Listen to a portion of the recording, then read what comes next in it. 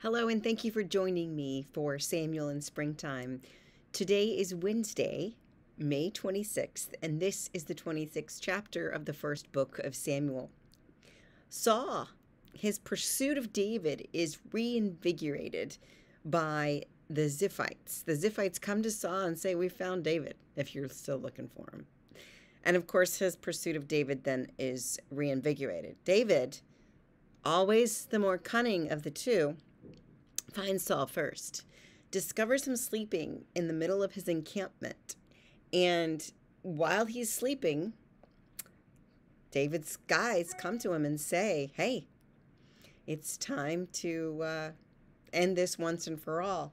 And once again, David says, "Could I raise my hand against the Lord's anointed?" And he spares Saul's life. But he takes the spear that is stuck in the ground beside Saul's head, and he takes the water jug that is by Saul's head as he's sleeping.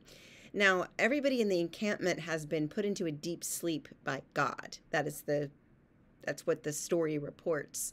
And so that God is protecting David in his endeavor to prove to Saul that he is once again spared his life, and that he's more cunning and more powerful.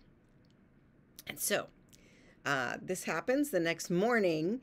David calls out to Abner, which is kind of like a major, the big general that's the right-hand man for Saul. He calls out to Abner, and he kind of taunts him. He kind of taunts him saying, "You're not protecting your king. Who was it that snuck in last night and took his spear and his water jug?" So when they all discover what happened, Saul is again yelling out you recognize that it's David's voice, yells out to David his gratitude because David has held Saul's life as precious.